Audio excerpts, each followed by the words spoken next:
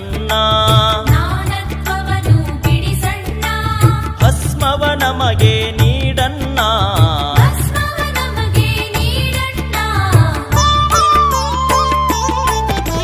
ಮಹಿಮಾ ಪುರುಷನು ನೀನನ್ನ, ವಚನದ ಅಮೃತ ಉಣಿಸಣ್ಣ. ಜಯ ಗುರುದೇವ ಬಸವಣ್ಣ, ಬಾಗೇವಾಡಿಯ ನಮ್ಮಣ್ಣ.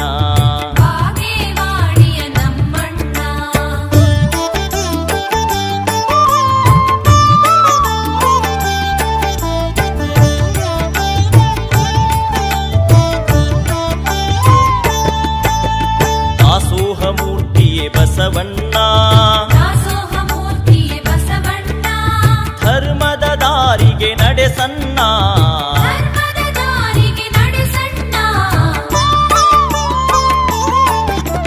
ಶರಣರ ಬಳಗಕ್ಕೆ ಹಿರಿಯಣ್ಣ, ಶರಣು ಶರಣು ಶ್ರೀ ಬಸವಣ್ಣ. ಜಯ ಗುರುದೇವ ಬಸವಣ್ಣ. ಭೂಮಿ ಮೇಲೆ ಕತ್ತಲಿ ಹೋಗಬೇಕಾದ್ರೆ ಸೂರ್ಯ ಬರಬೇಕು. ಮನೆಯೊಳಗಿನ ಕತ್ತಲಿ ಅಳಿಬೇಕಾದ್ರೆ ಒಬ್ಬಕ್ಕೆ ತಾಯಿ ದೀಪ ಹಚ್ಚಬೇಕು. ನಮ್ಮ ಮನಸ್ಸಿನೊಳಗಿರುವಂಥ ಕತ್ತಲೆ ಅಳಿಬೇಕಾಗಿತ್ತು ಅಂದ್ರೆ ಸಿದ್ದೇಶ್ವರಪ್ಪ ಕೂಡ ಜ್ಞಾನದ ಮಾತು ಕೇಳಬೇಕು ಜೀವನದಲ್ಲಿ.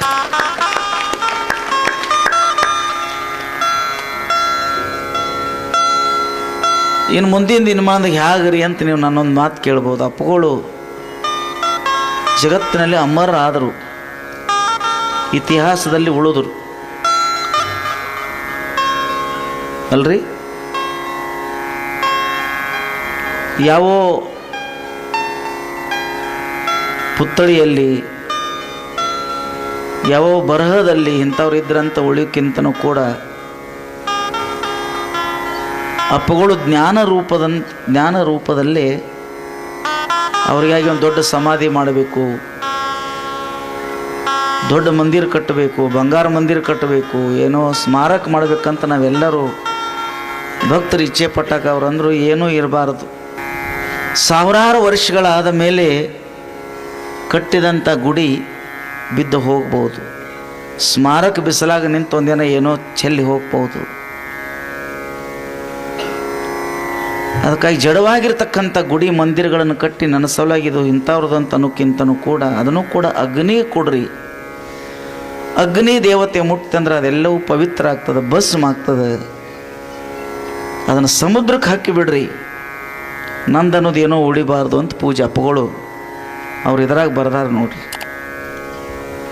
ನಮ್ಮದನ್ನೋದು ಏನೂ ಉಳಿಬಾರ್ದು ಅಂದರೆ ಇಂಥ ದೊಡ್ಡ ಜ್ಞಾನಿಗಳು ಈಗಿನ ಯುಗದಾಗ ನೀವು ದೇವರು ನೆನಪು ಉಳಿಬೇಕಲ್ಲ, ಮರೆತು ಹೋಗಬಾರ್ದು. ಒಂದು ಗುಡಿ ಕಟ್ಟಿ ನನ್ನನ್ನು ನೋಡಬೇಡಿ, ಒಂದು ಸಮಾಧಿ ಮಾಡಿ ನನ್ನನ್ನು ನೋಡಬೇಡ್ರಿ, ಒಂದು ಪುತ್ಥಳಿ ಒಂದು ಸ್ಮಾರಕ ಮಾಡಿ ನನ್ನನ್ನು ನೋಡಬೇಡ್ರಿ. ಮತ್ತು ನಾವು ಎಲ್ಲರೂ ಭಕ್ತರಂದ್ರೆ ಎಲ್ಲಿ ನೋಡೋದು? 50-60 ವರ್ಷಗಳ ಪರ್ಯಂತರವಾಗಿ ಭಗವದ್ಗೀತೆ, ಉಪನಿಷತ್ತ, ವಚನಶಾಸ್ತ್ರ, ಭಗವತ್ ಚಿಂತನೆ ಇಂಥ ನೂರಾರು ಏನು ಗ್ರಂಥಗಳದಾವಲ್ಲ, ಅವರು ಬರೆದಿರ್ತಕ್ಕಂಥ ಗ್ರಂಥಗಳು, ಅವರು ಮಾತಾಡಿರುವಂಥ ಮಾತೈತೆಲ್ಲ ಈ ಭೂಮಿ ಇರುವವರೆಗೆ, ಸೂರ್ಯಚಂದ್ರ ಇರುವವರೆಗೆ ಆ ಜ್ಞಾನ ಎಂದೂ ಬಿದ್ದು ಹೋಗಂಗಿಲ್ಲ, ಎಂದೂ ಅಳೆದು ಹೋಗಂಗಿಲ್ಲ. ಆ ಜ್ಞಾನದೊಳಗೆ ನನ್ನನ್ನು ನೋಡ್ರಿ. ಅಪ್ಪಗಳು ಬಿದ್ದು ಹೋಗ್ತಕ್ಕಂಥ ಗುಡಿ ಸ್ಮಾರಕದೊಳಗೆ ಅಪ್ಪಗಳು ನೋಡ್ಲಾಕ ಉಳಿಲಿಲ್ಲ. ಅಪ್ಪಗಳು ಗ್ರಂಥ ರೂಪದಲ್ಲೇ, ಜ್ಞಾನ ರೂಪದಲ್ಲೇ, ವಿಚಾರ ರೂಪದಲ್ಲೇ ಈ ಮಾನವ ಕುಲ ಇತಿಹಾಸ ಉಳಿತಾನೆ. ಅಪ್ಪಗಳು ಒಬ್ಬರು ಮಹಾನ್ ತತ್ವಜ್ಞಾನಿಗಳು, ಯುಗ ಪುರುಷರಾಗಿ ಅಪ್ಪಗಳು ಉಳಿದ್ರು.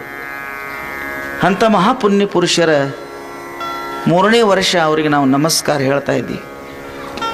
ಕಲಿಯುಗದಲ್ಲಿ ದೇಹದರ್ಶಿ ಬಂದು ನಮ್ಮ ಮನೆತನ, ನಮ್ಮ ಮನಸ್ತನ, ಚಿಕ್ಕ ಕುಟೀರ, ದೊಡ್ಡ ರಾಜಭವನ, ಗೌಡ್ರವಾಡೆ, ಸಣ್ಣವ್ರನ್ನದ ಎಲ್ಲ ಕಡೆ ಪಾದಾರ್ಪಣೆ ಮಾಡಿ ಎಲ್ಲರನ್ನ ಪ್ರೀತಿಸಿ ದೇಶ, ಧರ್ಮ, ಸಂಸ್ಕೃತಿ, ಕೃಷಿಕ, ಜ್ಞಾನಿ, ವಿಜ್ಞಾನಿ, ಸಂಗೀತಗಾರ, ಕಲಾಕಾರ, ಚಿತ್ರಕಲಾಕಾರ ಯಾರನ್ನೂ ಬಿಟ್ಟಿಲ್ಲ. ಅಪ್ಪಗಳು ಎಲ್ಲರನ್ನೂ ಪ್ರೀತಿಸಿದರು. ಒಂದೇ ಪಂಥ, ಒಂದೇ ಸಮಾಜ ಎಲ್ಲರದೇ ಎಲ್ಲರನ್ನೂ ಪ್ರೀತಿಸಿದ್ರು, ಎಲ್ಲರನ್ನೂ ಆಶೀರ್ವಾದ ಮಾಡಿದ್ರು. ನಮಗೆಲ್ಲ ಆಶೀರ್ವಾದ ಮಾಡಲಿಕ್ಕೆ ಹೋದ್ರಲ್ಲ ಅಂತ ನಮ್ಮ ಗುರುಗಳನ್ನು ಅಪ್ಪಗಳನ್ನು ಒಂದೆರಡು ದೀಪ ಹಚ್ಚಿ, ಅವರ ಜ್ಞಾನದ ದೀಪ, ಜ್ಞಾನದ ಬೆಳಕು ಅವರು ನಮ್ಮ ಸನ್ವಯಕ್ಕಿರುವಾತು ಅಲ್ರಿ. ಶಬರಿ ಒಂದು ಬೋರಿ ಹಣ್ಣು ಕೊಟ್ಟಂಗೆ ಸನ್ವಯಕ್ಕಿರುವಾತು ಒಂದು 4 ದೀಪನ್ನು ಅವರ ಸಾನ್ನಿಧ್ಯದಲ್ಲಿ ನಾವು ಹಚ್ಚಿ ಅವ್ರಿಗೆ ಕೊಡೋದು ಏನದು? ನಮ್ಮದೊಂದು ಪ್ರೀತಿ ನಮಸ್ಕಾರ, ಒಮ್ಮೆ ಹನಿಬಾಯಿಗೆ ನಮಸ್ಕಾರ. ನಾವಿರೋ ತನ ಜನ್ಮಾಂತರ ಯಾವಾಗಲೂ ನಿಮ್ಮ ಬೆಳಕು, ನಿಮ್ಮ ಆಶೀರ್ವಾದ ನಮ್ಮ ಬೆನ್ನ ಮೇಲೆ ಇರಲಿ ಅಂತ ಬೇಡ್ಕೊಳ್ಳೋಗೋಸ್ಕರವಾಗಿ 7 ದಿನ ಸತ್ಸಂಗ, ಇವತ್ತು ದೀಪ ಹಚ್ಚಿ ನಮ್ಮ ಜೀವನ ಸಾರ್ಥಕತೆ ಮಾಡಿಕೊಳ್ಳುವಂಥ ಒಂದು ಸುಂದರವಾಗಿರುವಂಥ ಈ ಪ್ರಯತ್ನವನ್ನು ಕಾಗವಾಡದ ಎಲ್ಲ ಭಕ್ತಾದಿಗಳು, ನಮ್ಮ ಮಹಿಳಾ ಮಂಡಳದ ಅಕ್ಕಮಾದೇವಿ ಮಂಡಳದೆಲ್ಲ ತಾಯಂದಿರು, ಯುವಕರು, ಎಲ್ಲ ಊರು ಹಿರಿಯರು ಕೂಡಿ ಒಂದು 7 ದಿನ ಸತ್ಸಂಗ, ಇವತ್ತು ದೀಪ ಆರಾಧನೆ, ಎಲ್ಲರ ಕೂತು ಒಂದು ಸಹಭೋಜನ ಮಾಡಿ ಕಾರ್ಯಕ್ರಮ ಮುಗಿಸೋದ್ರ ಜೊತೆಗೆ ಒಂದು ಉದಾಹರಣೆಯನ್ನು ಹೇಳಿ ಕತೆ ಪ್ರಾರಂಭ ಮಾಡ್ತೀನಿ ನೋಡಿ. ನಿಮ್ಮದೊಂದು ಮನೆ ಇದೆ, ಅಥವಾ ನಿಮ್ಮ ಮನೆ ಒಂದು ಗೋಡೌನ್ ಇದೆ, ಅಥವಾ ಒಂದು ದೊಡ್ಡ ನಿಮ್ಮ ಪಡಸಾಲಿ ಮನೆ ಇದೆ. ಆ ಮನೆಯಲ್ಲಿ ನೀವೇನು ತುಂಬಿದರೂ ಕೂಡ ಹೊಟ್ಟೆ ಫಳ್ಳ ಬಿಡಲಾರ್ದ ಪೂರ್ತಿಯಾಗಿ ತುಂಬಲಿಕ್ಕೆ ಆಗೋದಿಲ್ಲ. ನಿಮ್ಮ ಮನೆದೊಂದು ದೊಡ್ಡ ಹಾಲ್ ಐತೆ ಅಂತ ಹೇಳ್ಕೊಳ್ರಿ. ಒಂದು 100 ಚೀಲ ಜೋಳ ತುಂಬಿರಂತೆ, 100 ಚೀಲ ಕಡಲೆ, 100 ಚೀಲ ತೊಗರಿ, 100 ಚೀಲ ಸಕ್ಕರೆ, ಅಥವಾ ದೊಡ್ಡ ಗೋಡೌನ್ದೊಳಗೆ ಬಟ್ಟೆ, ನೀವು ಏನು ಸಕ್ಕರೆ ಜೋಳ ಕಾಳು ಏನು ಒತ್ತಿ ಒತ್ತಿ ಒತ್ತಿ ಜೋರಾಗಿ ತುಂಬಿರೂ ಕೂಡ ಆ ಬಿಲ್ಡಿಂಗ್ದೊಳಗೆ ಎಷ್ಟು ಜೋರಾಗಿ ತುಂಬಿರೂ ಕೂಡ ಎಲ್ಲರಿ ಮೂಲೆ ಒಂದಿಷ್ಟು ಫಳ್ಳು ಉಳಿತದಿಲ್ರಿ. ಭಾಳ ಅಗದಿ ಒಟ್ಟು ಏನು ರೀ ಒಂದು ಇರಿ ಹೋಗಬಾರ್ದಂತ ನೀವು ಅಂದ್ರೂ ಎಲ್ಲರ ಮೇಲೆ ಮೂಲೆಯಾಗ ಸಂದ್ರೆಯಾಗ ಒಂದಿಷ್ಟ ಫಳ್ಳು ಉಳಿತದೆ. ಒಟ್ಟು ಎಲ್ಲೂ ಏನು ಇರಲಾರ್ದು ಎಲ್ಲ ಕಡೆ ತುಂಬಿರು ಹಂಗೆ ಫಳ್ಳು ಇರಲಾರ್ದ ತುಂಬಕ್ಕಾಗಂಗಿಲ್ಲ. ಆಗ್ತದನ್ರಿ? ತುಂಬಕ್ಕಾಗ್ತದ್ರಿ? ಆಗಂಗಿಲ್ಲ. ಎಲ್ಲರಿ ಮೂಲೆಯಾಗ ಫಳ್ಳು ಉಳಿತದೆ. ಇನ್ನೊಂದು ಮಾತು ನಿಮಗೆ ಗೊತ್ತಿರಲಿ, ಮತ್ತು ಎಲ್ಲ ಕಡೆ ಫಳ್ಳು ಇರಲಾರ್ದ ಒಂದು ಬಿಲ್ಡಿಂಗ್ ಅಥವಾ ಒಂದು ಗೋಡೌನ್ದೊಳಗೆ ಎಲ್ಲ ಕಡೆ ಎಲ್ಲಿ ಮೂಲೆ ಇರಲಾರ್ದು ಎಲ್ಲ ಕಡೆ ತುಂಬುವಂಥ ವಸ್ತು ಏನ್ರಿ ಇದೇನು? ಸಕ್ಕರೆ ತುಂಬಬಹುದಾ? ಜೋಳ ತುಂಬಬಹುದಾ? ನಾವು ಏನು ಒತ್ತಿ ತುಂಬಿದ್ರು ಒಂದಿಟ್ಟು ಮೂಲೆಯಾಗ ಮ್ಯಾಗ ಎಲ್ಲರಿ ಫಳ್ಳು ಉಳಿತದೆ. ಎಲ್ಲ ಕಡೆ ತುಂಬುವಂಥ ಫಳ್ಳು ಉಳಿಲಾರ್ದಂಥ ಒಂದು ಯಾವುದಾದ್ರು ವಸ್ತು ಐತೇನು ಸ್ವಾಮೀಜಿ ಅಂತ ನೀವು ನಾನು ಕೇಳಿದ್ರೆ ಕಡಿ ಪ್ರವಚನದಾಗ ಒಂದು ಮಾತು ಹೇಳ್ತಾನೆ ರೀ. ಒಂದಿಟ್ಟು ಮೂಲೆ ಸಹಿತ ಉಳಿಲಾರ್ದು ಎಲ್ಲ ಕಡೆ ತುಂಬುವಂಥ ಒಂದು ವಸ್ತು ಅದು ಬಂಗಾರ ಅಲ್ಲ, ಬೆಳ್ಳೆಲ್ಲ, ರೊಕ್ಕ ರೂಪಾಯಿ ಅಲ್ಲ, ಕಾಳು ಕಡಿ ಅಲ್ಲ. ನಟ್ ನಡುವು ಮನೆ ಪಡಸಾಲಿಯಾಗ ಒಂದು ಚಂದ ರಂಗೋಲಿ ತೆಗೆದಿರಲ್ಲ, ಹಿಂಗೆ ರಂಗೋಲಿ ತೆಗೆಯೋದ್ರೆ ಆ ರಂಗೋಲಿ ಒಳಗೆ ನಟ್ ನಡುವು ರಾತ್ರಿ 8 ಗಂಟೆಗೆ ಒಂದು ನಟ್ ನಡುವು ಒಂದು ದೀಪ ಹಚ್ಚಿಟ್ರೆ ಆ ದೀಪ ಮನೆಯಾಗೆಲ್ಲ ತುಂಬಿ ಕಿಟಕಿ ಮೂಲೆಲ್ಲ ತುಂಬಿ ಎಲ್ಲ ಕಡೆ ಫಳ್ಳು ಬಿಡಲಾರ್ದು ಬೆಳಕು ಎಲ್ಲ ಕಡೆ ತುಂಬಿ ಮತ್ತೆ ಕಿಟಕಿಯಿಂದ ಹೊರಗೆ ಬೀಳುವಂಥ ವಸ್ತು ಅಂದೆ ಅದು ಬೆಳಕ.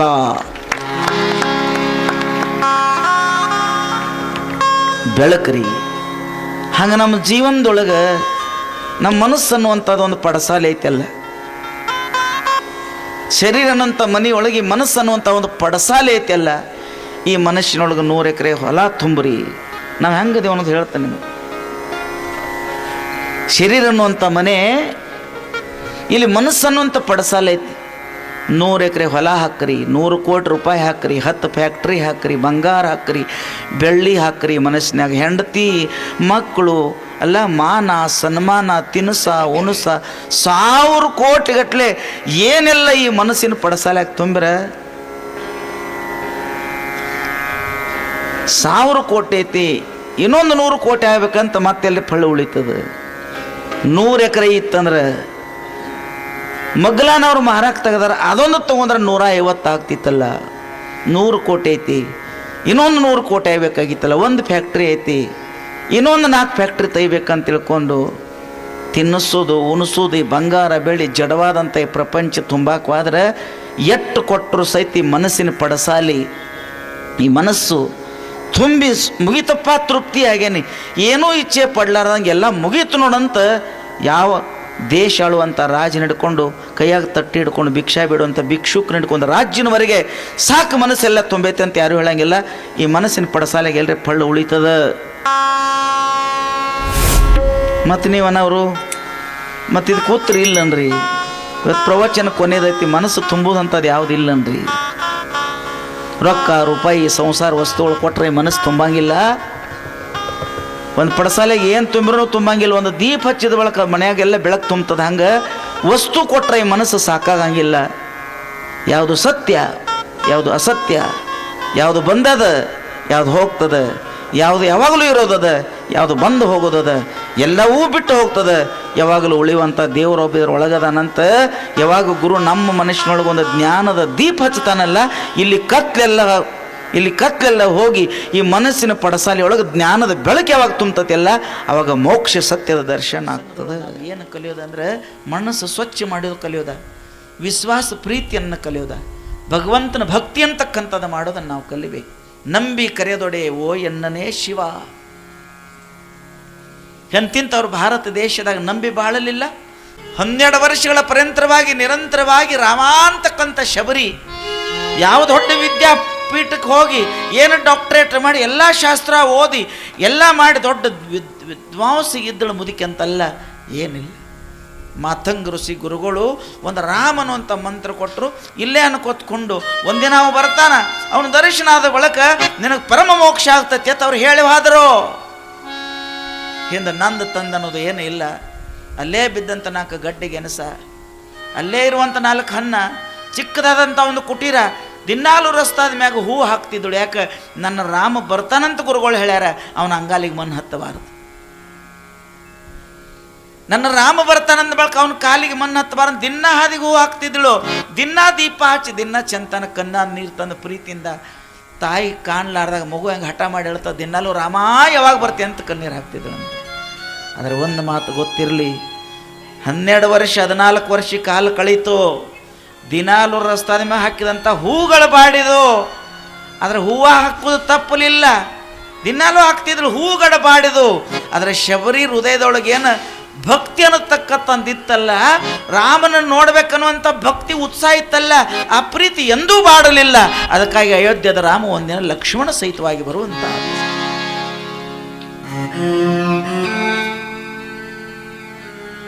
ಹೆಂಗೆ ಬರ್ತಾನ ರಾಮ? ಏನು ರಾಮ ಬಂದ? ಹೂವು ಹಾಕಾಕತ್ತಿತ್ತು, ಮುದುಕಿ ಬಗ್ಗಿತ್ತು, 90 ವರ್ಷ, ಹಣ್ಣಾಗಿತ್ತು, ಮ್ಯಾಗಿನ ಶರೀರ ಹಣ್ಣಾಗಿತ್ತು.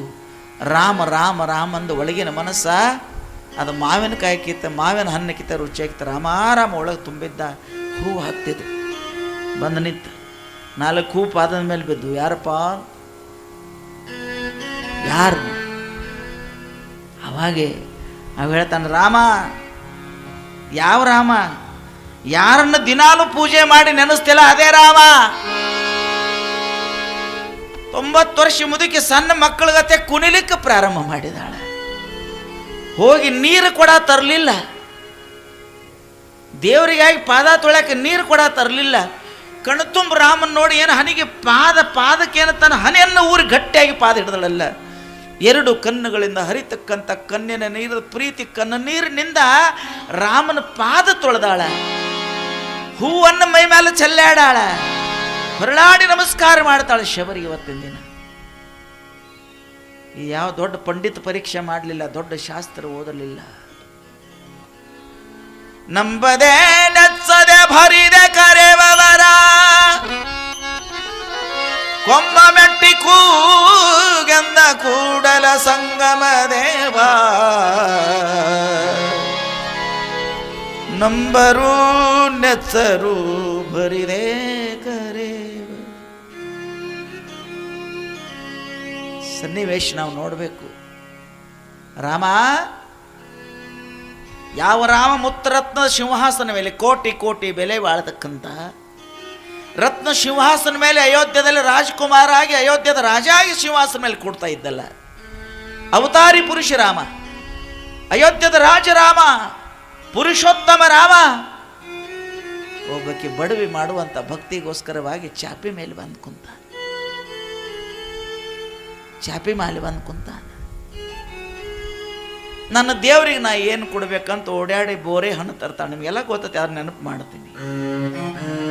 ಬೋರಿ ಹಣ್ಣು ತಂದು ಪ್ರತಿಯೊಂದು ಬೋರಿ ಹಣ್ಣು ದೇವರಿಗೆ ಕೊಡುವಂಥ ಪರಿಸ್ಥಿತಿ ಒಳಗೆ ಬಾಯಾಗಿಟ್ಟು ಅದನ್ನು ಕಚ್ಚುತ್ತಿದ್ದಳು.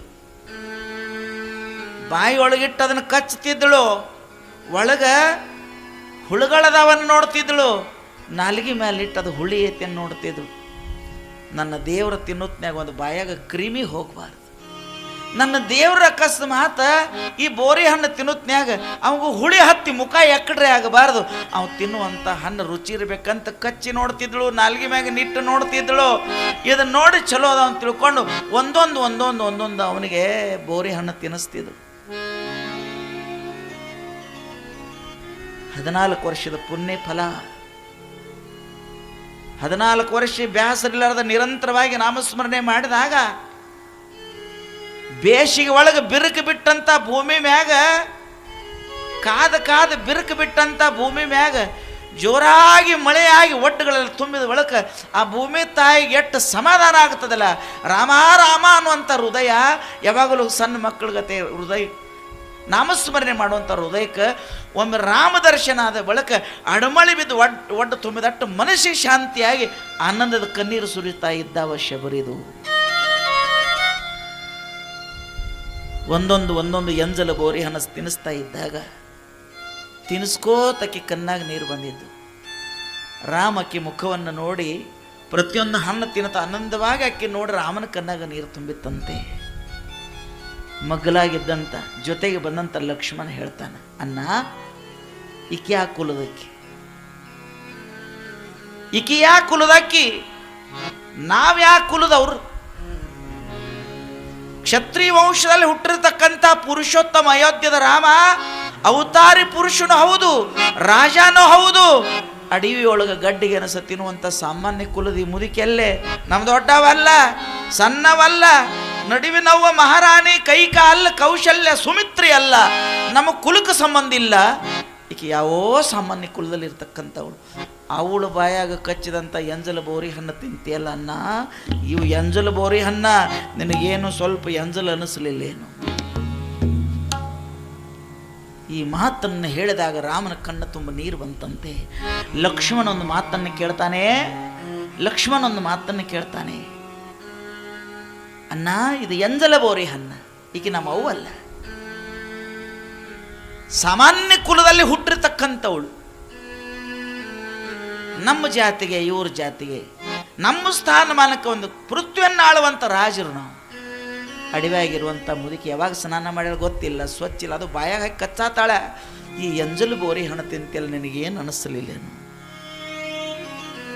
ಈ ಮಾತು ಕೇಳಿದಾಗ ರಾಮನ ಕಣ್ಣಲ್ಲಿ ನೀರು ಬಂದ ರಾಮ ಒಂದು ಮಾತನ್ನು ಹೇಳ್ತಾನೆ, ಶಬರಿ ಒಳಗೆದ್ದಿದ್ದಿಲ್ಲ, ರಾಮನೊಳಗೆದ್ದಿದ್ದಿಲ್ಲ. ರಾಮ ರಾಜ ಅನ್ನೋದು ಮರೆತ, ಶಬರಿ ಒಬ್ಬಕ್ಕೆ ಸಾಮಾನ್ಯ ಬಡವಿ ಅನ್ನೋದು ಮರೆತಿದ್ದಳು. ಅಲ್ಲಿ ರಾಮ ಮತ್ತು ಶಬರಿ ನಡುವೆ ಒಂದು ಭಕ್ತಿ ಸಮುದ್ರವೇ ತುಂಬಿ ಒಂದು ಗಂಗೆಯಾಗಿ ಹರಿತಾ ಇತ್ತು. ಅವಾಗ ಹೇಳ್ತಾನ ಲಕ್ಷ್ಮಣ, ಆಕೆ ಎಂಜಲು ಮಾಡಿ ಕೊಡ್ತಾಳಂತೆ, ಎಂಜಲ್ ಕಡೆ ನೋಡಿಲ್ಲ. 12 ವರ್ಷಗಳ ಪರಂತರವಾಗಿ ದಿನಾಲು ರಾಮ ಅಂತ ನಾಮಸ್ಮರಣೆಯನ್ನು ಮಾಡಿರ್ತಕ್ಕಂಥ ಹೃದಯ ಶುದ್ಧ ಆಗೈತಿ, ಮನಸ್ಸು ಶುದ್ಧ ಆಗೈತಿ. ರಾಮ ನೋಡೋದಕ್ಕೆ ನಾಲಿಗೆ ಪವಿತ್ರ ಆಗಿದೆ. ಎಂಜಲ ಕಡೆ ನೋಡ್ಲಿಲ್ಲ, ಅವಳು ಒಳಗಿರುವಂತಹ ಭಕ್ತಿ ಕಡೆ ನೋಡಿ.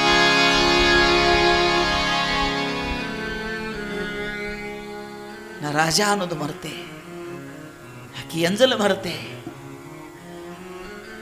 ಆಕೆ ಒಳಗಿರುವಂಥ ಪ್ರೀತಿ ಐತೆಲ್ಲ, ಪ್ರೀತಿ ಅದ ಎಲ್ಲವನ್ನು ಮರೆತೆ ಲಕ್ಷ್ಮಣ. ಅವಾಗ ಕೈ ಮುಗಿದ ಧನ್ಯ ರಾಮ, ನಿನ್ನನ್ನು ಪ್ರೀತಿ ಮಾಡುವಂಥ ಧನ್ಯ ನಿನ್ನ ಭಕ್ತರು ಹೌದು, ನೀನು ಭಕ್ತರಂತ ಲಕ್ಷ್ಮಣ ಕೈ ಮುಗಿಯುವಂಥ ಪ್ರಸಂಗ. ಇದಕ್ಕೆ ಭಕ್ತಿ ಅಂತ ಹೇಳ್ದ. ಇತರು ಬಹಳ ದೊಡ್ಡ ಸ್ಥಾನ, ದೊಡ್ಡ ಎಲ್ಲೋ ಪಂಡಿತ, ವೇದ, ಉಪನಿಷತ್, ಶಾಸ್ತ್ರ ಇರಂಗಿಲ್ಲ. ಭಾರತ ಹಿಂದೂ ಧರ್ಮದ ಒಂದು 4 ಯೋಗಗಳಲ್ಲಿ ಅತಿ ಸುಂದರವಾದಂಥ ಯೋಗ ಅದು ಭಕ್ತಿ ಯೋಗ.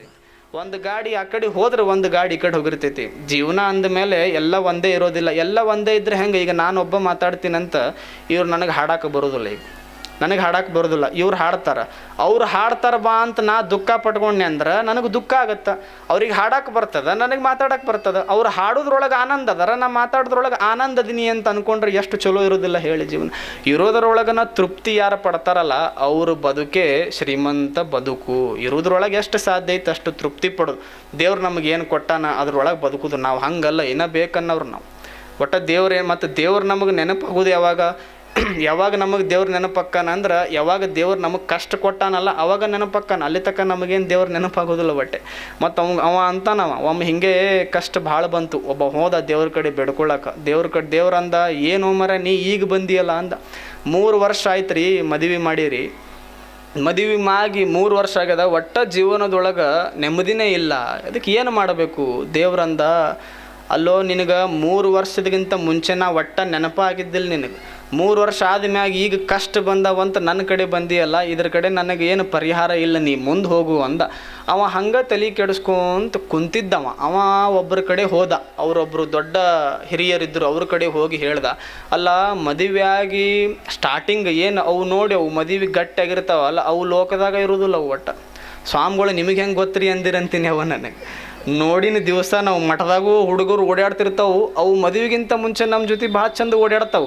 ಗಟ್ಟಿಯಾಗ್ಯದ ಅಂದ್ರೆ ಮಠಕ್ಕೆ ಸಮೀಪ ಬರೋದಿಲ್ಲ ವನಕ. ಮತ್ತು 1 ವರ್ಷ ಆದ್ಮ್ಯಾಗ ಮಠ ಬಿಟ್ಟು ಹೋಗೋದಿಲ್ಲ ಅವು. ಮದುವೆಯಾಗ 1 ವರ್ಷ ಆದ್ಮ್ಯಾಗ ಒಟ್ಟ ಮಠ ಬಿಟ್ಟು ಹೋಗೋದಿಲ್ಲ. ನಾವು ಭಾಳ ಕೇಳ್ತಿರ್ತೀನಿ, ಅಲ್ಲೋ ಮದುವೆ ಗಟ್ಟಿ ಆದಾಗ ಒಟ್ಟ ಮಠಕ್ಕೆ ಬರ್ತಿರ್ಲಿಲ್ಲ, ಮದುವೆಯಾಗ 1 ವರ್ಷ ಆಗ್ಯದ ಮಠ ಬಿಟ್ಟು ಹೊಂಟಿಲ್ಲಲ್ಲ ಯಾಕೆ? ಅಜ್ಜರ್ ಇಲ್ರಿ, ಮಠನೇ ನಮಗೆ ಗತಿ ಅನ್ನೋದು ನಮಗೆ ಗೊತ್ತಾಗಲಿಲ್ಲ, ನಮಗೆ ಮೋಸ ಆಗ್ಯದ ನಮಗಂತ. ನಮಗೆ ಮಠ ಗತಿ ಅನ್ನೋದು ಗೊತ್ತಾಗಲಿಲ್ಲ. 1 ವರ್ಷ ಆದ್ಮ್ಯಾಗ ಮೊದಲು ಅಂತಿದ್ದವ, ಅಲ್ರಿ ನಾ ಕೇಳಿದೆ, ಅಲ್ಲ ಮುಂಚೆ ಮದುವೆಗಿಂತ ಮುಂಚೆ ಹುಟ್ಟು ಹಬ್ಬ ಕೊಟ್ಟಿದ್ದೇನು?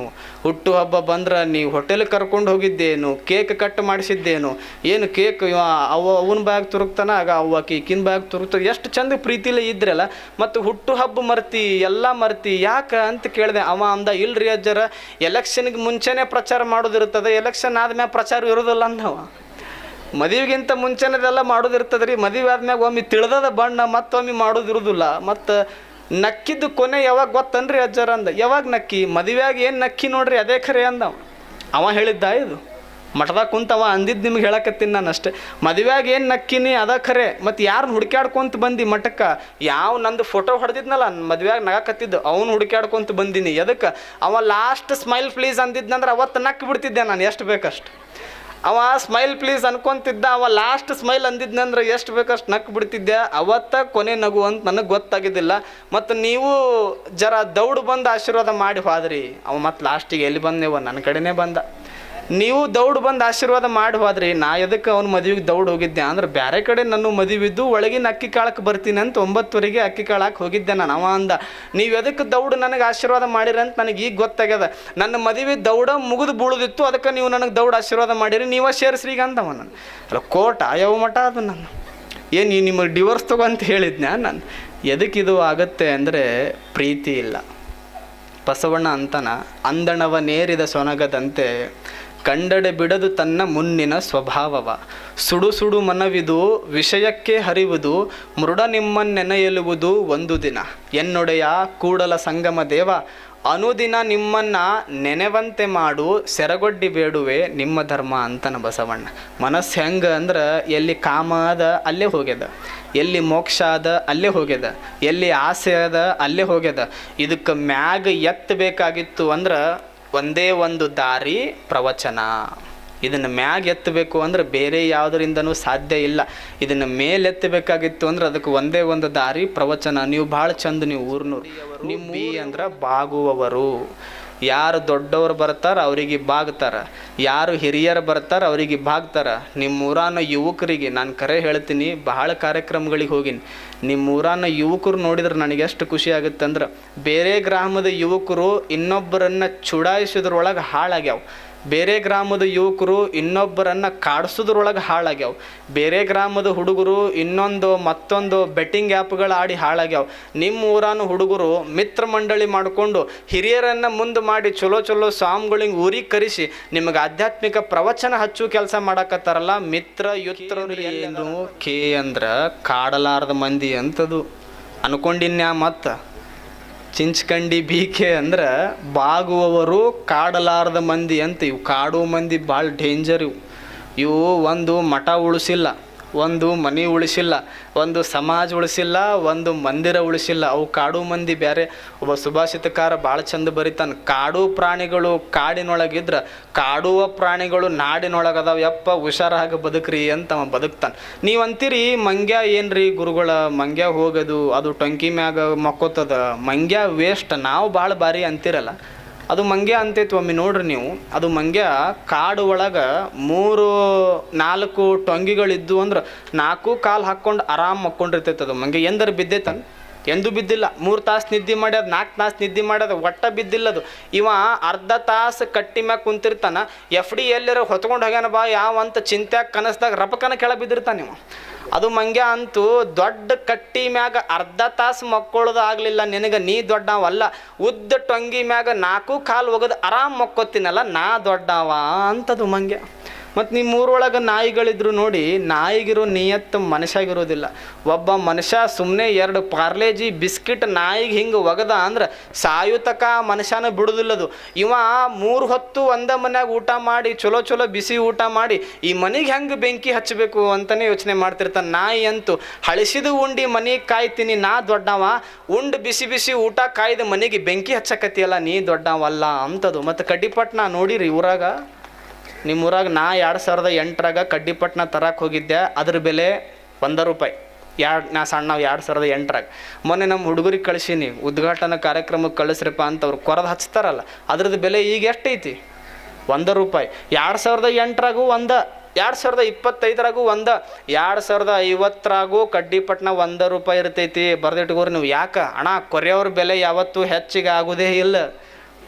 ಹಚ್ಚು ಮಂದಿ ಏನು ಬೆಲೆ ಇರ್ತೈತಲ್ಲ ಯಾವತ್ತೂ ಹೆಚ್ಚಿಗೆ ಆಗೋದಿಲ್ಲ. ಹಾಲಿನ ಪ್ಯಾಕೆಟ್ ನೋಡಿರಿ, ಮೈಸೂರೊಳಗೆ ನಾನು ನೋಡೀನಿ. ಈಗ ಓದಾಕತ್ತೀವಲ್ಲ ಅಲ್ಲಿ ಮೈಸೂರೊಳಗೆ ನಾನು ನೋಡೀನಿ. ನಾನು 2021 ಮೈಸೂರಿಗೆ ಹೋದಾಗ ಹಾಲಿನ ಪ್ಯಾಕೆಟ್ ಬೆಲೆ ₹16 ಇತ್ತು. 2025ರಾಗ ಹಾಲಿನ ಪ್ಯಾಕೆಟ್ ಬೆಲೆ ₹32 ಆಗ್ಯದ. ₹16 ಜಾಸ್ತಿ ಆಗ್ಯದ 4 ವರ್ಷದಾಗ. ಹಾಲಿನ ಪ್ಯಾಕೆಟ್ ಬೆಲೆ ಯಾಕೆ ಜಾಸ್ತಿ ಆಯಿತು ಅಂದ್ರೆ, ಯಾರು ಹಸದು ಕುಂತಾರಲ್ಲ ಅವ್ರನ್ನ ಹೊಟ್ಟೆ ತುಂಬಿಸೋ ಕೆಲಸ ಹಾಲಿನ ಪ್ಯಾಕೆಟ್ ಮಾಡಿದ್ರೆ, ಯಾರು ಚಲೋ ಅದಾರ ಅವರಿಗೆ ಹಚ್ಚು ಕೆಲಸ ಕಡ್ಡಿಪಟ್ನ ಮಾಡ್ಯದ. ಕಡ್ಡಿಪಟ್ನ ಆಗಬ್ಯಾಡ್ರಿ, ಹಾಲಿನ ಪ್ಯಾಕೆಟ್ ಆಗ್ರಿ, ಅವಾಗ ಈ ಮಂಡಳಿಗೊಂದು ಕಿಮ್ಮತ್. ಶ್ರೀರಾಮನ ಬಗ್ಗೆ ಮಾತಾಡ್ತಿದ್ದೆ. 9600 ವರ್ಷಗಳ ಹಿಂದೆ ರಾಮ ಇದ್ದ ಅಂತ ನಂಬೋದು ನಾವು.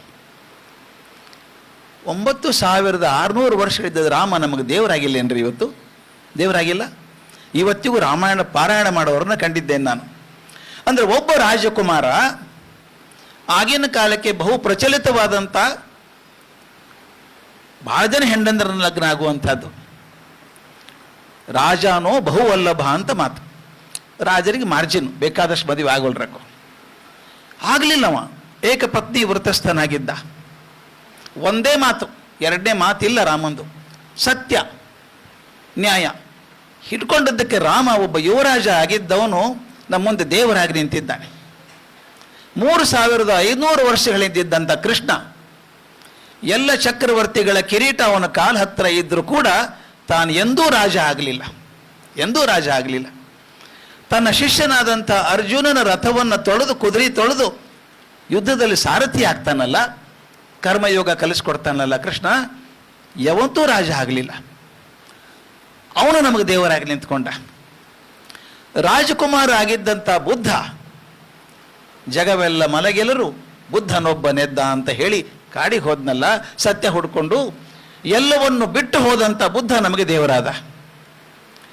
ಅವನು ರಾಜಕುಮಾರನಾಗಿ, ಅತ್ಯಂತ ಸುಂದರ ರಾಜಕುಮಾರನಾಗಿದ್ದಂಥ ಮನುಷ್ಯ, ರಾಜ ಬೇಡ ನನಗೆ, ಅಪರಿಗ್ರಹ, ಏನನ್ನು ಕೂಡಿಡಬಾರದು ಅಂತ ಹೋದಂಥ ಮಹಾವೀರ ನಮಗೆ ದೇವರಾದ.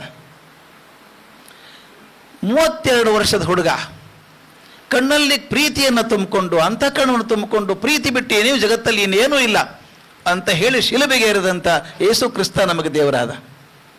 ಯಾಕೆ ಈ ಮಾತನ್ನು ಹೇಳ್ತಿದ್ದೀರಿ ಅಂದರೆ, ಇವ್ರು ಯಾರೂ ಶ್ರೀಮಂತರ ಸಲುವಾಗಿ ಆಗಿಲ್ಲ.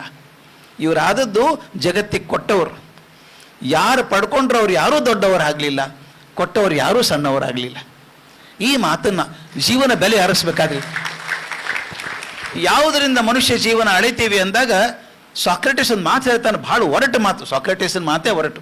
ಅವ್ನು ಹೇಳ್ತಾನೆ, success of a life is measured by the number of people who cry when you die ಅಂತ. ನೀನು ಸತ್ತಾಗ ಎಷ್ಟು ಜನ ಅಳುತ್ತಾರೋ ಅದ್ರ ಮೇಲೆ ನಿನ್ನ ಜೀವನ ಸಾರ್ಥಕ್ಯ ಗೊತ್ತಾಗುತ್ತೆ. ಹೋದ್ನಾ ಚಲೋ ಆತು ಬಿಡ್ರಿ ಅಂದ್ರೆ ಜೀವನ ಫೇಲ್ಯೂರ್ ಅದು. ಒಂದು ಸಣ್ಣ ಕತೆ ಬರ್ತಿದ್ದೆ ನಾನು. ಒಂದು ಸಣ್ಣ ಊರು, ಒಬ್ಬ ಸನ್ಯಾಸಿ ಬರ್ತಾನೆ ತಿರ್ಗಾಡ್ಕೊತ. ರಾತ್ರಿ ಆಗ್ಬಿಟ್ಟದ, ಎಲ್ಲ ಮನೆ ಬಾಗಿಲು ಹಾಕ್ಬಿಟ್ಟಾರ. ರಾತ್ರಿ 11 ಆಗ್ಯದ. ಎಲ್ಲಿ ಮಲ್ಕೋಬೇಕು ಅಂತ ನೋಡ್ದೆ, ಒಂದು ಮನೆ ಮುಂದೆ ಕಟ್ಟಿತ್ತು. ಕಟ್ಟಿ ಮೇಲೆ ತನ್ನ ಚಾಪಿ ಹಾಸ್ಕೊಂಡು ಹೊತ್ಕೊಂಡು ಮಲ್ಕೊಂಡ. ಮುಂಜಾನೆ 4 ಗಂಟೆ ಹೊತ್ತಿಗೆ ಯಾರೋ ಬಂದು ಆ ಮನೆ ಬಾಗ್ಲ ಬಡಿದ್ರು. ಮನೆ ಬಾಗ್ಲ ತೆಗೆದು ಕಣ್ಣು ತಗೊಂಡು ನೋಡ್ಕೊತಾನೆ, ಹಂಗೆ ಕಣ್ಣು ಮಲ್ಕೊಂಡಾನ, ಹಂಗೆ ಕಣ್ಣು ತೆಗೆದು ನೋಡ್ತಾನೆ. ಬಾಗ್ಲ ಬಡಿದ್ರು, ಒಳಗಿನ ಬಾಗ್ಲ ತೆಗೀತು. ಒಬ್ಬ ಹುಡುಗಿ ಹೊರಗೆ ಬಂದ್ಲು. ಬಾಗ್ಲ ಬಡಿದ್ರು, ಏನಾಯ್ತು ಅಂತ ಕೇಳಿದ್ಲು. ರಾಮಣ್ಣ ಹೋದ, ಈಗ ತಾನೇ ರಾಮಣ್ಣ ಹೋದ ಅಂದ್ಲು. ಹೌದಾ, ಗೊತ್ತಾಗ್ಲಿಲ್ಲ ನನಗೆ, ಆತು ಅಂತ ಹೇಳಿ ಹೋದವ. ಹುಡುಗಿ ಒಳಗೆ ಅಜ್ಜಿಗೆ ಹೇಳಿದ್ಲು, ಮನೆಗೆ ಅಜ್ಜಿ ಇದ್ಲು. ಅಜ್ಜಿ, ರಾಮಣ್ಣ ಹೋದ್ರಂತ. ಹೌದಾ, ರಾಮಣ್ಣ ಹೋದ್ನ, ಹೋಗಿ ನೋಡ್ಕೊಂಬಾವ, ಅವ್ನು ಸ್ವರ್ಗಕ್ಕೆ ಹೋದ್ನೋ ನರಕಕ್ಕೆ ಹೋದ್ನೋ ನೋಡ್ಕೊಂಬಾ ಅಂದ. ನೋಡ್ಕೊಂಬರ್ತೀನಿ ಹುಡುಗಿ ಹೋದ್ಲು. ಇವು ಸನ್ಯಾಸ ಅಂತ ನಾನು ಜನ್ಮ ಪೂರ್ತಿ ಇದನ್ನೇ ಮಾಡೀನಿ ಕೆಲಸ, ಸ್ವರ್ಗಕ್ಕೆ ಹೋಗೋದು ಇವ್ ಹೆಂಗೆ ಗೊತ್ತಾಗ್ತದೆ ನೋಡೋಣಂದ. ಅರ್ಧ ತಾಸು ಹುಡುಗಿ ವಾಪಸ್ ಬಂದ್ಲು. ಏನಾತ ಅಂತ ಅಜ್ಜಿ ಕೇಳಿದ್ಲು. ಅಜ್ಜಿ, ರಾಮಣ್ಣ ಹೆಂಗೆ ನರಕಕ್ಕೆ ಹೋಗ್ತಾನೆ, ಸ್ವರ್ಗಕ್ಕೆ ಹೋದ ಅಂದ. ಇವ ಅಂದ, ಸ್ವರ್ಗಕ್ಕೆ ಹೋದಿ ಹುಡುಗಿ ಹೆಂಗೆ ಗೊತ್ತಾಯ್ತು? ಆ ಹುಡುಗಿನ ಕೇಳ್ದ, ನಾನು ತಡ್ಕೊಳಿಕ್ಕೆ ಆಗೋಲ್ತು, ನಾ ಸನ್ಯಾಸ ಇದೇ ಕೆಲಸ ಮಾಡವ, ಸ್ವರ್ಗಕ್ಕೆ ಹೋದ ನಿನಗೆ ಹೆಂಗೆ ಗೊತ್ತಾಯ್ತು, ರಿಸೀಟ್ ಹೆಂಗೆ ಬಂತು ನಿನಗೆ ಅಂತ ಅಜ್ಜಿ ಹೇಳಿದ್ಲಂತ. ಹಂಗಲ್ರಿ, ಮನೆ ಮುಂದೆ ಜನಸಾಗರ ನೆರೆದದ, ರಾಮಣ್ಣ ಹೋದ ಅಂತ 1000 ಮಂದಿ ಹಳ್ಳಿಕ್ಕೆ ಹತ್ತಾರ ಮುಂದೆ. ಅಷ್ಟು ಮಂದಿಗೆ ಚಲೋ ಮಾಡಿದವ್ ನರಕಕ್ಕೆ ಹೆಂಗೆ ಹೋಗ್ತಾನೆ ರೀ? ಎಷ್ಟು ಚಂದ ಮಾತು. ಅಷ್ಟು ಮಂದಿಗೆ ಚಲೋ ಮಾಡಿದವ್ ನರಕಕ್ಕೆ ಹೆಂಗೆ, ಸ್ವರ್ಗಕ್ಕೆ ಹೋಗ್ಯ ನಾವು. ಅದೇ ಸಾಕ್ರೆಟಿಸನ್ ಮಾತು ಎಷ್ಟು ಚಂದ ಅದ ನೋಡ್ರಿ. ಅದು ನಾನು ಇರೋ ತನಕನೂ ಬರೀ ನನಗೋಸ್ಕರ ಬದುಕಿದ್ರೆ ಪ್ರಪಂಚ ನಿಮ್ಮನ್ನು ಯಾವತ್ತೂ ನೆನಪಿಡೋದಿಲ್ಲ. ಪ್ರಪಂಚ ಬೇಡ, ನಿಮ್ಮ ಮರಿಮಕ್ಕಳು ನೆನಪಿಡೋದಿಲ್ಲ ನಿಮ್ಮ ಹೆಸರು. ಆದರೆ ಮತ್ತೊಬ್ಬರಿಗೋಸ್ಕರ ಮಾಡಿದ್ರನ್ನ ಪ್ರಪಂಚ ಯಾವತ್ತೂ ಮರೆಯೋದಿಲ್ಲ. ಈ ಮೌಲ್ಯ ಅದಲ್ಲ, ಜಗತ್ತಿಗೆ ಕೊಡುವಂಥ ಶಕ್ತಿ ಇರುವಂಥವ್ರು ಮಾತ್ರ ಮೌಲ್ಯವಂತರು ಅಂತ ಆಗ್ತಾರೆ. ಹಿರಿಯರು ಮಾತು ಹೇಳ್ತಿರ್ತಾರೆ, ಮಕ್ಕಳಿಗೆ ದುಡ್ಡಿನ ಬೆಲೆ ತಿಳಿಸ್ಬೇಕು, ದುಡ್ಡಿನ ಬೆಲೆ ತಿಳಿಸ್ಬೇಕು ಅಂತ. ಯಾಕೆ ಹೇಳ್ತಾರೆ ಅಂದರೆ, ತಂದೆ ತಾಯಿ ಆದವರು ಎರ್ರ ಬಿರ್ರಿ ಕೇಳಿದಷ್ಟು ದುಡ್ಡು ಕೊಡಬೇಡಿ ಮಕ್ಕಳಿಗೆ, ದುಡ್ಡಿನ ಬೆಲೆ ಗೊತ್ತಾಗೋದಿಲ್ಲ. ಆ ದುಡ್ಡು ಹೆಂಗೆ ಬರುತ್ತೆ, ಆ ದುಡ್ಡು ಬರೋದಕ್ಕೆ ತಂದೆ ತಾಯಿ ಆದಂಥವ್ರು ಎಷ್ಟು ಕಷ್ಟಪಡ್ತಾರೆ, ಎಷ್ಟು ದುಡಿತಾರೆ ಅನ್ನೋದನ್ನು ತಿಳಿಸಿ ಕೊಟ್ಟಾಗ ಖರ್ಚು ಮಾಡುವಾಗ ಯೋಚನೆ ಮಾಡ್ತಾರೆ ಮಕ್ಕಳು ಅನ್ನೋದು ಅದರ ನೀತಿ. ಈ ಮಾತು ಯಾಕೆ ಬಂತಪ್ಪ ಅಂದರೆ, ಹಾಗೆ ಪ್ರತಿಯೊಂದರ ಬೆಲೆನೂ ತಿಳಿಸ್ಬೇಕು. ನಾವು ಅಪ್ಪ ಕೊಟ್ಟಂಥ ಖರ್ಚಿಗೆ ಕೊಟ್ಟಂಥ ಪಾಕೆಟ್ ಮನಿ ಪುಗ್ಸಟ್ಟೆ ಬಂದಿದ್ದಲ್ಲ, ಅದಕ್ಕೋಸ್ಕರ ಆತ ಬೆವರು ಹರಿಸ್ತಾನೆ ಅನ್ನೋ ಅರಿವು ಇದ್ದಾಗ ಮಕ್ಕಳು ಬೇಕಾಬಿಟ್ಟಿ ಖರ್ಚು ಮಾಡೋದಿಲ್ಲ. ಹಾಗೆ ಅದರ ಬೆಲೆ, ಪ್ರತಿಯೊಂದರ ಬೆಲೆನೂ ತಿಳಿಸ್ಬೇಕು ನಾವು. ಮಕ್ಕಳು ಅಂದರೆ ಮುಂದಿನ ತಲೆಮಾರು, ದುಡ್ಡು ಅಂದರೆ ಪರಂಪರೆ, ಧರೋಹರ್, ಬೆಲೆ ತಿಳಿಸ್ಬೇಕು. ಹಾಗೆ ರಾಮ ಮಂದಿರ ಹೋಗಿ ನಿಂತ್ಕೊಂಡು, ಓ ಸಖತ್ತಾಗಿದೆ, ದೊಡ್ಡದಾಗಿದೆ, ಮಸ್ತ್ ಕೆತ್ತಿದ್ದಾರೆ, ಅಷ್ಟೇ ಅಲ್ಲ, ಅದು ಅಲ್ಲಿ ಬರೋದಕ್ಕೆ ಕಾರಣ ಆಗಿದ್ದೇನು ಅನ್ನೋದು ಗೊತ್ತಾಗಬೇಕು. ಸುಮ್ಮನೆ ಬಂದಿದ್ದಲ್ಲ ಅದು. ಯಾರೋ 1-2 ಜನರಿಗೆ ರಾಮ ಮಂದಿರ ಮಾಡಿಸ್ಬೇಕು ಅನ್ನಿಸ್ತು, ಇನ್ನೊಂದೆರಡು ಜನರ ಹತ್ರ ದುಡ್ಡು ಕೇಳಿದ್ರೆ ಮಂದಿರ ಮಾಡೋಣ ಕೊಡ್ರಿ ಅಂದರು, 1-2 ಜನ ದುಡ್ಡು ಕೊಟ್ಟರು, ಯಾವ ಮಂದಿರ ಕೆತ್ತು ನಿಲ್ಲಿಸ್ಬಿಟ್ರು. ಹಾಗೆಲ್ಲ ಅದಾಗಿದ್ದು. ಪ್ರತಿಯೊಂದರ ಬೆಲೆ ತಿಳಿಸ್ಬೇಕು. ನಾನು ಮತ್ತೆ ಹೇಳ್ತೀನಿ, ಸ್ವಾತಂತ್ರ್ಯದ ಬೆಲೆ ಅಂತ ತಿಳಿಸಿಲ್ಲ ನಾವು ಸರಿಯಾಗಿ. ದೇಶಕ್ಕೆ ಸ್ವಾತಂತ್ರ್ಯ ಬಂದಿದೆಯಲ್ಲ, ಅದಕ್ಕೆ ನಾವು ತೆತ್ತಿರುವ ಬೆಲೆ ಏನು ಅನ್ನೋದನ್ನು ತಿಳಿಸಿಲ್ಲ. ಒಂದು ಪಾರ್ಶ್ವವನ್ನು ಹೇಳ್ತಾ ಬಂದ್ವಿ, ಉಪವಾಸ ಕೂತ್ಕೊಂಡ್ವಿ, ಸತ್ಯಾಗ್ರಹ ಮಾಡಿದ್ವಿ, ಸ್ವಾತಂತ್ರ್ಯ ಕೊಟ್ಟು ಹೋದರು ಬ್ರಿಟಿಷರು ಅಂತ. ಲಕ್ಷಾಂತರ ಜನರ ಬಲಿದಾನ ಆಗಿದೆ ಅದಕ್ಕೆ. ಬ್ರಿಟಿಷರ ಗುಂಡಿಗೆ ಎದೆ ಒಡ್ಡಿದ್ದಾರೆ. ಅವರ ನೇಣಗಂಭದಲ್ಲಿ ಸ್ವಾತಂತ್ರ್ಯ ಹೋರಾಟಗಾರರ ಹೆಣಗಳ ತೇಲಾಡಿದ್ದಾವೆ. ಅಪರಿಚಿತ ಜೈಲುಗಳಲ್ಲಿ ಶಿಕ್ಷೆಗೊಳಗಾಗಿ ಕೊರಗಿ ನರಳಿ ಸತ್ತೋಗಿದ್ದಾರೆ. ಅವರೆಲ್ಲರ ಹೋರಾಟದ ಫಲವಾಗಿ 1942ರಲ್ಲಿ ಸ್ವಾತಂತ್ರ್ಯ ಬಂತು. ದೇದಿ ಹಮೆ ಆಜಾದಿ ಬಿನಾ ಖಡ್ಗ ಬಿನಾ ಢಾಲ್ ಸಾ ಬರಮತಿ ಕೆ ಸಂತ ತೂನೆ ಕರ್ದಿಯಾ ಕಮಾಲ್ ಇದೆಯಲ್ಲ, ಅದು ಒಂದು ಪಾರ್ಟ್ ಅದು ಸ್ವಾತಂತ್ರ್ಯ ಹೋರಾಟದಲ್ಲಿ. ಈ ಬಲಿದಾನದ ಕಥೆ ಹೇಳಿದಾಗ ನಮಗೆ ಬಂದಿರುವ ಸ್ವಾತಂತ್ರ್ಯವನ್ನು ಎಷ್ಟು ಜವಾಬ್ದಾರಿಯಿಂದ ನಾವು ನೋಡ್ಕೋಬೇಕು ಅನ್ನೋ ಪರಿಜ್ಞಾನ ಬರುತ್ತೆ. ಪರಿಜ್ಞಾನ ಅವಾಗ ಬರೋದು. ಹಾಗೆ ಈ ರಾಮ ಮಂದಿರ ಹೆಂಗೆ ನಿರ್ಮಾಣ ಆಯಿತು ಅನ್ನುವುದರ ಕಥೆ ಮುಂದಿನ ತಲೆಮಾರಿಗೆ ಗೊತ್ತಾದಾಗ, ಪುರಾತನ ಯಾವುದೋ ಮಂದಿರಕ್ಕೆ ಹೋದಾಗ ಆ ಮಂದಿರ ಯಾಕಿಷ್ಟು ಚೆನ್ನಾಗಿ ಇನ್ನೂ ನಿಂತ್ಕೊಂಡಿದೆ ಅನ್ನೋದು ನಮಗೆ ಗೊತ್ತಿರಬೇಕು. ಬೇಲೂರಿಗೆ ಹೋದಾಗ ಈ ದೇವಸ್ಥಾನ ಇಷ್ಟು ಚೆನ್ನಾಗಿ ಇನ್ನೂ ನಿಂತ್ಕೊಂಡಿರೋದಕ್ಕೆ ಕಾರಣ ಏನು? ಹಂಪಿಗೆ ಹೋದಾಗ ಇದು ಹಾಳಾಗಿ ಹೋಗೋದಕ್ಕೆ ಕಾರಣ ಏನು? ಸೆನ್ಸ್ ಆಫ್ ಹಿಸ್ಟ್ರಿ ಅಂದ್ರೆ ಅದು ಇತಿಹಾಸ ಹೀಗೆ ಇತ್ತು. ಉದ್ದೇಶ ಏನದನ್ನು ಕಲಿಯೋದು, ಆಗ ಆದ ತಪ್ಪುಗಳು ಭವಿಷ್ಯದಲ್ಲಿ ಮರುಕಳಿಸಬಾರದು. ಇತಿಹಾಸದ ಸೋಲ್ ಪರ್ಪಸ್ ಅದು. ಯಾಕೆ ಓದ್ತೀವಿ ನಾವು ಹಿಸ್ಟ್ರಿನ? ಹಿಂದಾಗಿದ್ದು ಮುಂದಾಗಬಾರದು ಅಂತ. ಅದಕ್ಕೆ